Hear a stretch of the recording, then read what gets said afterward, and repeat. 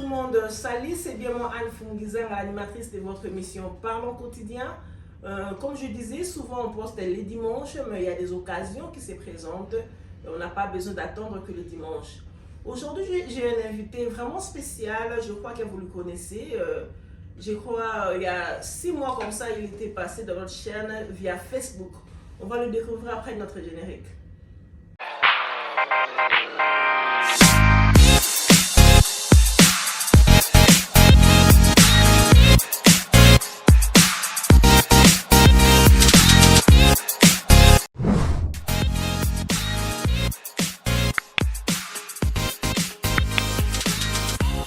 Oh, FGG Top TV. Oh my God. I don't know. Abonnez-vous. Abonnez-vous massivement. Si vous voulez voir vos stars préférées, vous voulez recevoir de bons conseils de couple, n'hésitez pas. Cliquez la cloche de notification en FGG TV. Top TV, vous allez voir tout. Il y a du vent là-bas. J'y vais ma belle. Bonjour à tout le monde, de retour sur notre plateau.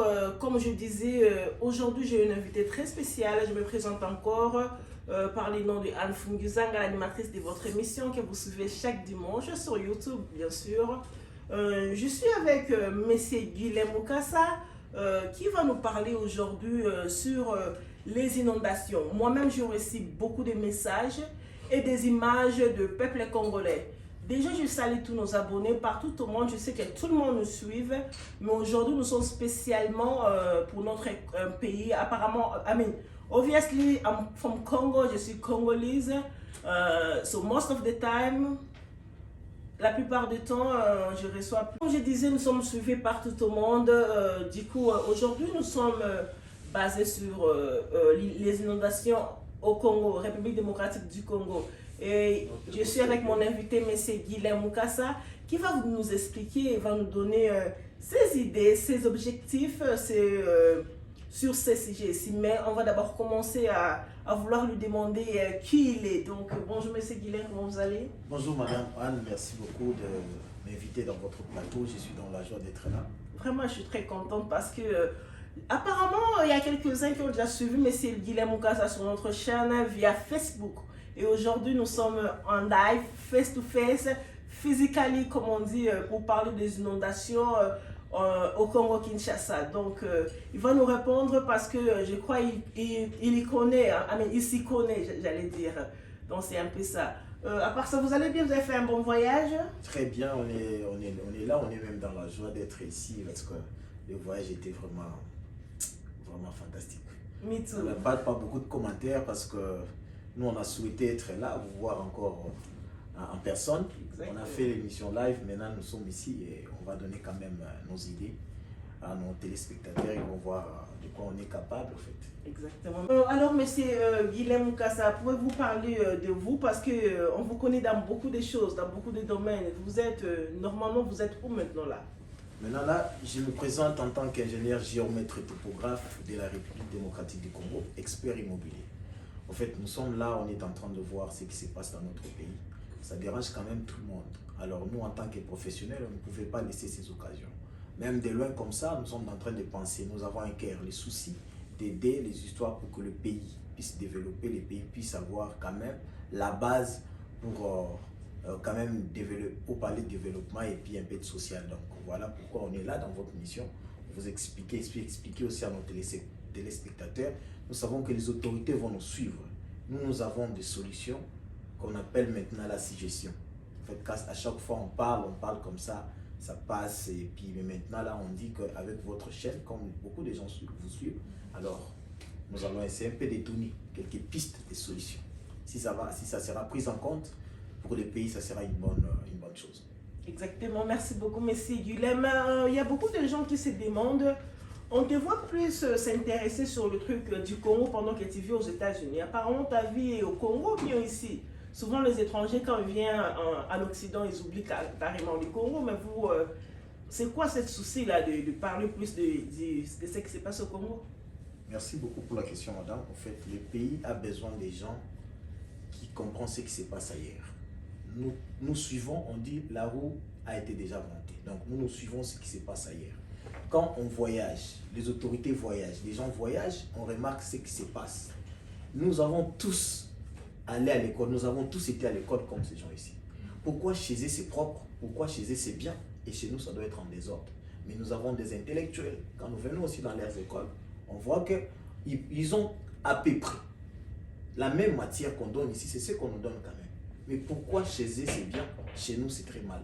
C'est comme ça que nous sommes en train de dire, même si on est ici, les guerres c'est les Congolais. On est Congolais, on restera Congolais, on ne changera rien ici, on ne va pas changer nos nationalités parce que nous aimons notre pays. Et le développement du Congo, c'est les Congolais, ce n'est pas les étrangers. Alors, M. Guilhem Mukasa, excusez-moi, vous pouvez expliquer un peu le dernier plus qui s'est passé à la République démocratique du Congo, parce que apparemment c'est ce que les gens aussi attendent maintenant. Là, je disais qu'on devait parler, mais Dieu nous a fait grâce, on s'est vu aujourd'hui. Vous pouvez expliquer un peu ça, parce que il y a même le président qui était ici, on nous a dit que ce sont des catastrophes naturelles, mais il y avait trop des insectes sur ça. Vous en connaissez quand même, non? En fait, merci beaucoup pour la question. Les pays ont encore besoin de professionnels. Je vais commencer par expliquer. Vous allez me laisser le temps, s'il vous plaît. Exactement. Je vis. Excusez-moi que je signale les gens, parce qu'on dit. Mes premières émissions, les gens m'ont suivi, ils ont dit que le Messie a parlé pendant 1 heure du temps. Donc vous avez déjà écouté, il s'est excusé, il va parler. Donc écoutons. Voilà, nous venons de voir l'expo béton passer en République démocratique du Congo. Les gens sont en train de parler, sont en train d'envisager la ville de Kinshasa horizon 2030, sans pour autant appeler les ingénieurs, géomètres, topographes de la République démocratique du Congo. Nous autres, ça nous dérange. Mais on voit, par exemple, les sénateurs sont en train de travailler, ils appellent d'autres professions, ils nous oublient. Mais si vous suivez notre cursus, au fait, on donne à tout moment, on explique ce qu'un ingénieur géomètre topographe, apparemment les gens ne comprennent pas. C'est comme ça que nous sommes en train de lancer ces appels aux autorités. Les autorités devaient nous comprendre que nous, en tant que professionnels, nous sommes des ingénieurs en bâtiment et travaux publics. C'est nous qui faisons la conception de routes. Nous faisons la conception pour que vous puissiez avoir l'urbanisation, la politique de l'urbanisation. Un urbaniste ne peut pas le faire seul. C'est comme ça, l'autre fois, on avait expliqué, on dit, nous travaillons en collaboration avec les autres professions. L'urbaniste, c'est lui qui fait la conception de notre politique d'urbanisation du pays. Maintenant, on prend les architectes. Les architectes sont là pour faire la conception, compléter l'urbaniste. Et nous avons les ingénieurs en bâtiment comme nous autres et travaux publics. Nous travaillons pour matérialiser la politique et la conception des urbanistes et des architectes. Mais aujourd'hui, on voit les choses séparées parce que la politique veut toujours être au-dessus de la partie technique.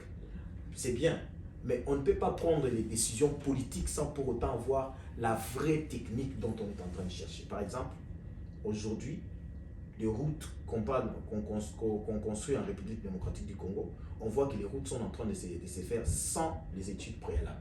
Donc on vient comme ça, seulement les Chinois, ils disent, nous allons commencer à construire la route. On commence à construire la route. Les autres, ils viennent, ils font, donc n'importe qui peut faire n'importe quoi. Aujourd'hui, on est en train de parler des inondations. Les inondations, c'est tout le monde qui devient expert. L'autre, il vient les matins, il se réveille les petits matins, il dit, pour moi, les inondations, c'est parce qu'il y a beaucoup de constructions anarchiques. Bien sûr, il y a des constructions anarchiques. Qui a fait à ce que les constructions soient anarchiques? L'autre fois, j'étais en train de donner raison à un monsieur qui dit qu'il faut prendre les lits des rivières. Donc, de chaque 7 mètres, récupérer de chaque 7 mètres, faire casser toutes ces maisons. Mais moi, dans ma tête, j'étais en train de dire, si on enlève ces maisons, ces gens-là vont habiter où? Et vous allez faire comment pour remédier d'abord à cette situation? Dans notre pays, je vais prendre l'exemple du fleuve Congo. On n'a pas les dragues qui peuvent draguer notre fleuve Congo. Donc, les immondices, ça vient d'abord sans canaliser, ça vient en désordre, ça entre là-bas. Et la rivière a tendance à rejeter la saleté. Quand ça entre là-bas, quand ça va rejeter, ça revient encore vers nos maisons. Les caniveaux dont on est en train de parler, c'est bouché. Qui a bouché les caniveaux? Il y a une partie, il y a la part des responsabilités de la population, il y a aussi de l'État. Par exemple, j'étais en train d'expliquer l'autre fois, j'ai dit, on va arriver là-bas pour vous donner des explications sur la catastrophe naturelle dont le président a parlé.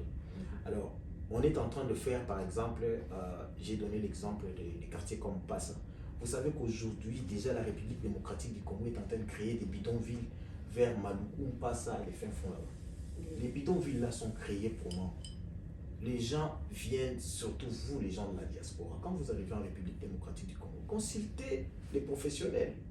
Vous arrivez directement, vous arrivez quelque part, vous achetez un terrain chez un chef coutumier, vous ne savez même pas ce qui a été proposé là-bas. Vous achetez et comme vous habitez à l'étranger, vous avez pris un modèle de la maison qu'on a fait pour ici. Vous ramenez directement implanter ça là-bas. Et vous oubliez même qu'il y aura l'urbanisation qui doit rentrer en compte. Il y a tout ça. Et dans notre pays, en dehors de Maman Mobutu, ça fait plusieurs années, nous n'avons jamais eu de lotissement. Il n'y a que des morcellement, les gens se réveillent un petit matin, il fait son lotissement et tout. Et tout ça, à la fin, ce qui se passe aujourd'hui, Maluku, c'est partout, c'est déjà occupé là-bas. Mais est-ce que dans 10 ans, vous voyez les conséquences, vous mesurez les conséquences, même si ce n'est pas le gouvernement en place, et les gens qui vont venir, vous voyez comment est-ce qu'ils seront en difficulté pour remédier dans tout ça. Maintenant, pour ça, j'ai appris chez mon grand frère, il s'appelle ingénieur Fils Moukeba, il m'a appris beaucoup de choses. Il me dit, la pluie, moi je n'avais pas les informations là en fait. La pluie là, on dit, ça vient entre 5 et 15 ans. Donc cette pluie là, ça peut faire les dégâts, mais les dégâts là pouvaient être minimisés. Pourquoi? Parce que l'État en soi ne respecte pas. Nous avons demandé, la simple des choses qu'on a demandé, c'est qu'on nous donne l'ordre professionnel. Si on donne l'ordre professionnel aux ingénieurs, géomètres, topographes, on donne l'ordre professionnel aux urbanistes, on donne l'ordre professionnel aux architectes et les autres, nous allons travailler comme un corps et puis nous allons apporter des solutions, même s'il y a des catastrophes naturelles. Pour nous, en RDC, c'est facile à gérer. J'ai vu, les gens sont en train de faire les émissions, ils disent en Angola, c'est la même chose, de l'autre côté à Brazzaville, c'est la même chose. Bien sûr, c'est la même chose, mais est-ce que les dégâts chez nous, c'est les mêmes dégâts à Brazzaville, c'est les mêmes dégâts en Angola? Et tout ça, c'est ce que nous sommes en train de dire. Je conçois ça très mal dans notre pays, qu'on prend le ministère comme de l'urbanisme, on donne à un journaliste. Mais il y a des professionnels, des gens qui sont allés à l'école pour faire étudier la même chose jusqu'à la fin. Ils n'arrivent pas à trouver de solution. Vous prenez le ministère technique, on donne aux novices. J'ai appris un ministre qui dit qu'il a fait des semaines pour apprendre ce qu'il devait faire dans son ministère. Vous voyez, c'est normal. Pourquoi ne pas donner ces ministères-là aux techniciens, que les techniciens puissent faire exactement le travail que la population est en train d'attendre, pour aider aussi les chefs de l'État et puis aider les sociales. L'économie du pays et la RDC dépend de la terre. Tout le monde sont allés, ils sont en train de se caser du côté mine. Vous voyez un peu? Maintenant, ils négligent ce qui est là. Mais si ça vient, c'est les autorités qui descendent sur terrain.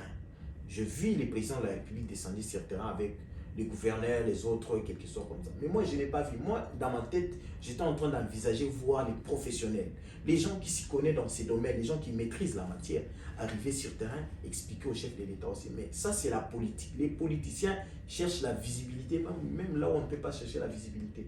Donnez la force d'abord aux techniciens qui arrivent sur terrain, ils font les diagnostics qu'on vous dit qu'ici.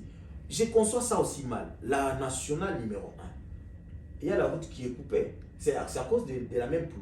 La route là est coupée. Comment est-ce qu'en République démocratique du Congo, on pouvait laisser les Chinois faire la nationale numéro 1 sans les gens, donc avec une couche? Je ne sais pas si les gens ont fait la même lecture que moi. Une couche de roulement. La route là devait avoir 3 couches. Couche de fondation qui mesure peut-être 30 ou 25 cm.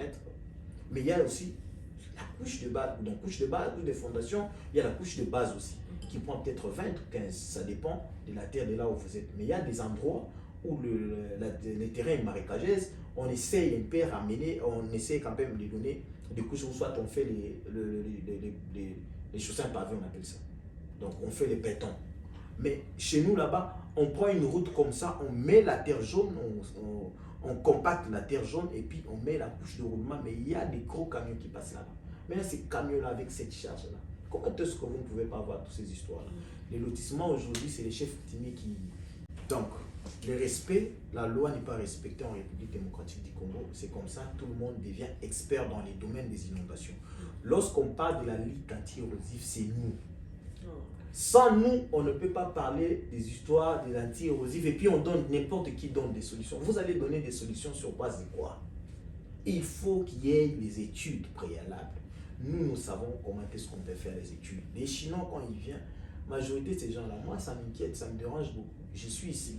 Je vois un petit bandit dans la rue, mais quand il vient au Congo parce qu'il a la peau, or que c'est de nous, on les considère, mais quand ils viennent au Congo, ils nous recrutent. Et puis les gens, les ingénieurs ou soit les techniciens, les gens qui sont allés aussi à l'école comme ces gens-là, ils sont payés, il y a des gens qui touchent des 300, des 400, des 500 dollars. Mais l'ensemble, on dit quoi, les Congolais ne sont pas sérieux. Mais est-ce que vous regardez dans les chantiers là, qui font les travaux? Ces gens-là ne travaillent pas. Et ils ne sont que là avec des bureaux climatisés, en voiture, ils passent, mais les Congolais souffrent pour faire le travail. Pourquoi ne pas donner la main-d'œuvre et valoriser les techniciens? Nous sommes en train de demander seulement que les autorités puissent donner un coup de pouce aux techniciens, valoriser les techniciens en République démocratique du Congo. Vous êtes ingénieur au Congo, pour aller travailler au Kenya, ça vous demande beaucoup de choses. Vous devez aller voir les gens là-bas, vous devez demander tel, vous devez être accompagné. Mais chez nous, ce n'est pas comme ça. Qui donne les autorisations de bâtir aux gens qui construisent anarchiquement, au lit des rivières, les gens qui construisent sur les caniveaux, les gens qui font toutes ces histoires-là? Moi, j'avais dit l'autre fois, pour que la mission soit peut-être respectée, qu'on remet l'ensemble des lotissements, des morcellements, tout ça au niveau de l'hôtel de ville. Comme ça, au niveau de l'hôtel de ville, avant qu'on puisse vendre des terrains aux gens, que l'hôtel de ville puisse prendre la disposition de respecter, de mettre ensemble les équipements, ce qu'on appelle les équipements, c'est-à-dire ils respectent des routes comme chez vous ici, ils respectent un chemin directeur de l'assainissement, ils respectent des supermarchés, ils respectent des infrastructures de base, les écoles, les hôpitaux, ils mettent tout ça. Comme ça va faciliter quand les gens viendront pour habiter. Ils seront en paix. Et peut-être les histoires que les gens sont en train de parler aujourd'hui, les inondations, tout ça, c'est tout le monde qui peut donner son expertise. Ça ne sera plus comme ça. Vous voyez un peu, donc c'est ça un peu. Nous sommes en train d'insister que les ministères techniques reviennent aux techniciens, qu'on respecte les techniciens. Les députés ne sont pas là seulement pour parler politique. Ils doivent nous aider. Ils doivent aider les techniciens à avoir les ordres professionnels. Donc, avec nos ordres professionnels, on saura quand même que tel est de l'autre côté, il peut être utile à ça, il peut être tout ça. Et comme ça nous facilite la tâche. Et nous, ingénieurs géomètres topographes, on ne sait pas jusqu'aujourd'hui. Je voulais un peu donner la différence entre un ingénieur géomètre topographe et un géomètre du cadastre. Nous ne sommes pas des géomètres du cadastre seulement. Nous sommes partout. Nous avons la facilité. Au départ, on nous donne un diplôme de l'ingénieur en bâtiment et travaux publics. Mais nous sommes là pour travailler en collaboration avec les gens du cadastre parce qu'on sait complète. Mais aujourd'hui, quand on voit un ingénieur géomètre topographe sur terrain, on l'appelle seulement un coupeur de toupans. Ce n'est pas tout le monde qui sont coupeurs de toupans. Donc, la route, c'est un ingénieur géomètre topographe. Les gens qui passent tout le temps à la télé expliquer. Et tout ça, on est en train de réclamer. Ça, c'est nos droits. Les autorités, si vous voulez, le développement de ces pays-là, si vous voulez qu'on puisse parler des infrastructures de qualité et le développement durable dans notre pays, pour privilégier d'abord nos ordres professionnels avant de fermer les histoires des parlements, parce que nous savons que les députés qui sont là, ils ne seront plus là. Quand même, vous devez nous aider. Merci beaucoup. On vous remercie beaucoup, Monsieur Guilhem Mukasa, pour vos interventions. Vraiment, c'était long et large expliqué, donc moi j'ai compris. Je ne sais pas si ma question sera ronde, mais je ne pense pas. J'allais dire ceci, la population, il y a d'autres personnes qui trouvent que ces genres des inondations et tout, ce n'est même pas le gouvernement, c'est juste nous-mêmes les Congolais, on n'essaie pas d'entretenir notre pays, quoi. Donc, veut dire, on jette tout partout. C'est pourquoi ça a déclenché aussi ces genres de dégâts.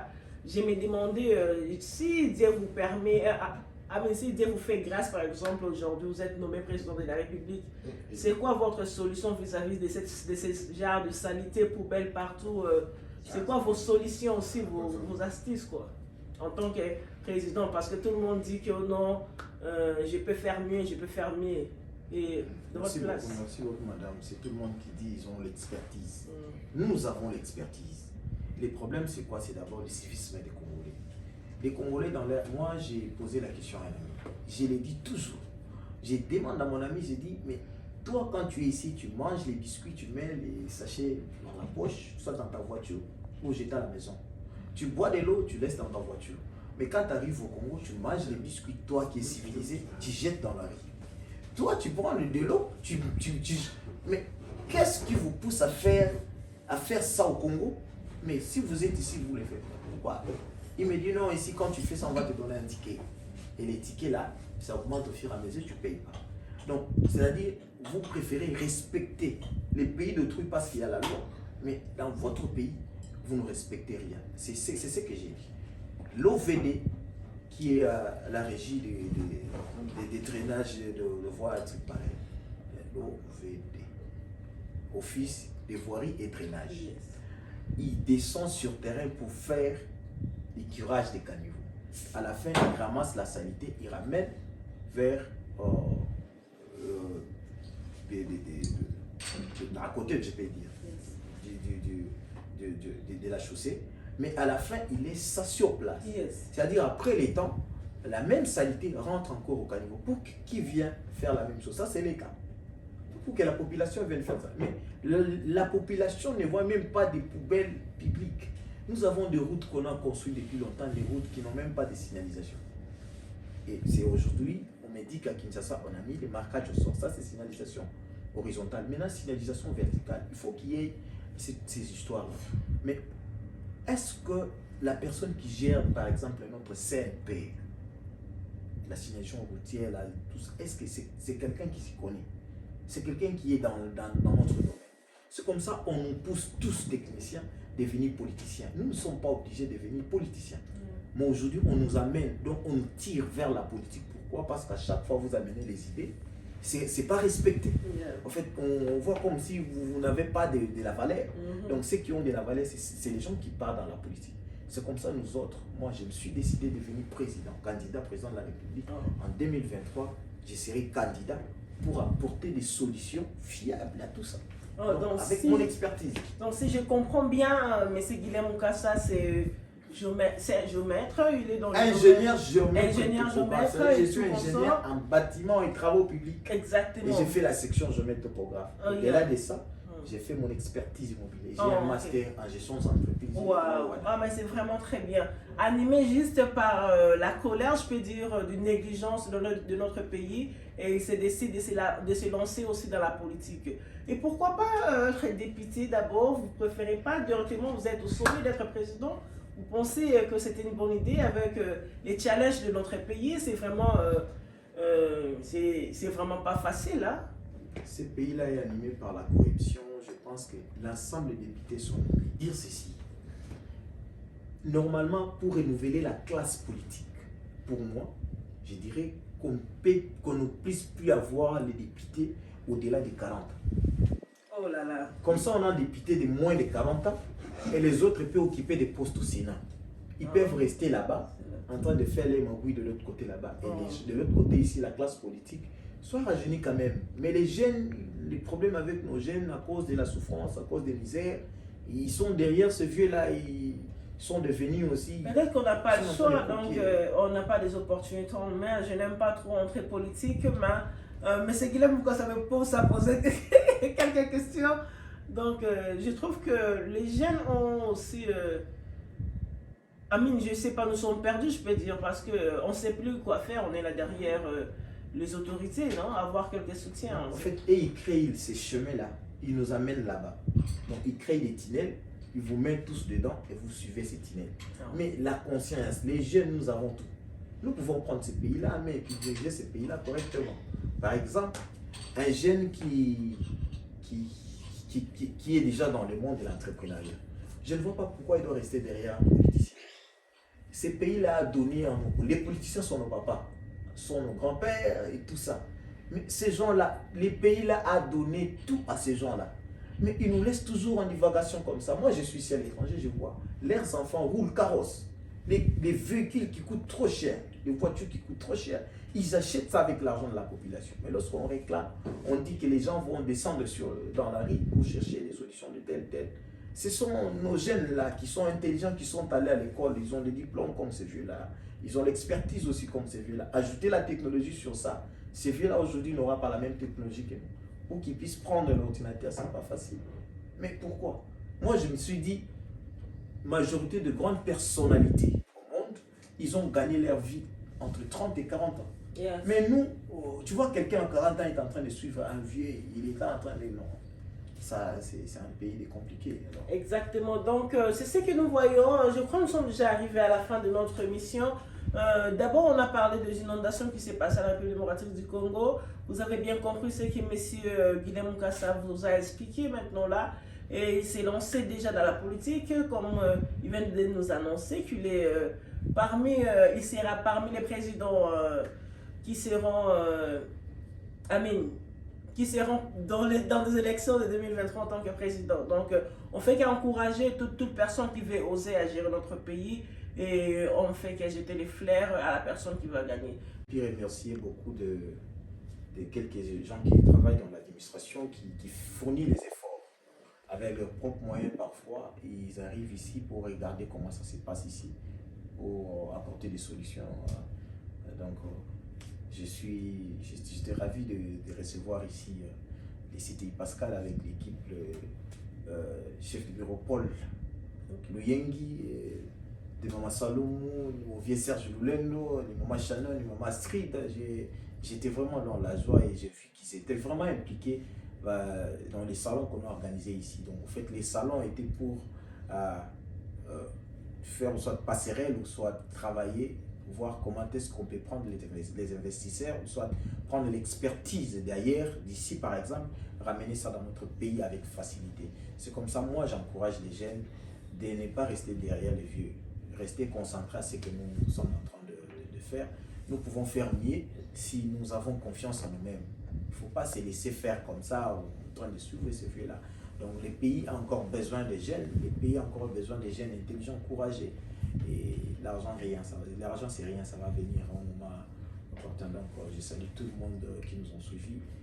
Vous êtes là et continuez toujours à soutenir la chaîne. Vous voyez, la dame, elle est là et ne fait pas les choses comme nos sœurs souvent qui font les choses en Europe. Donc, ils sont là sur YouTube en train de parler de n'importe quoi. Mais elle est là en train de promouvoir les jeunes, par exemple, et nous autres, nous sommes là, on a des choses encore à donner dans ces pays-là. Votre soirée que j'ai vue la fois passée, apparemment, il y avait des personnes influentes comme une influenceuse que j'aime beaucoup, Emma Loé. Et puis, j'ai vu notre vieux Zachary Bababa sur ESP. J'ai vu quelques acteurs nigériens et tout consort. C'était fantastique, mais j'ai raté. Je vous félicite pour ça parce que j'avais vu aussi, on vous avait cité parmi le membre organisateur de cette soirée. Félicitations, vraiment, c'est encourageant. Et puis, j'étais fière d'entendre ça. Donc, déjà, je demande à tout le monde de continuer à s'abonner sur notre chaîne. Chaque dimanche, on est là avec des nouveautés. 2023, c'est bientôt. Partagez nos vidéos. Joyeux Noël à vous tous. Année à tout le monde. Une excellente année. S'il te plaît, essayez de réfléchir et voir comment vous pouvez improve yourself. Comment tu peux faire mieux en 2023. Merci beaucoup. Ciao. Question à monsieur Fils Moukeba, un monsieur que je connais bien, un grand homme. Et puis je salue... déjà, je salue tout le monde qui me suit. Je salue mon vieux Ahmed. Je salue papa Fils Moukeba. Je salue maman Espérance. Donc, on a passé de très bons moments avec eux. Ils sont venus avec Guilhem Mukasa. Puis je salue mon vieux... Je vois donc Serge Lulendo et accompagné de Yemei. On a passé vraiment des bons moments. Le chef de bureau d'enregistrement Galiema. Il s'appelle monsieur Paul Yengi. Exactement. On a passé vraiment des bons moments. Très respectueux. Je les remercie beaucoup d'être en Washington DC. On est dans de bonnes conditions ici à cause de se promener avec les aînés, les gens qui maîtrisent, les gens qui connaissent le métier, les gens qui connaissent ces domaines. Donc. Exactement. Donc, c'est vous celles qui connaissent mon Facebook. Vous allez voir quelques images de visite de Washington DC avec la famille, avec les personnes que j'ai citées, M. Fils Moukeba, Espérance Salomo, puis donc c'est comme ça que ça se passe. Je veux vraiment aimer, je remercie tout le monde qui nous suit. Bonne année, passez des beaux moments. Ciao. Ciao.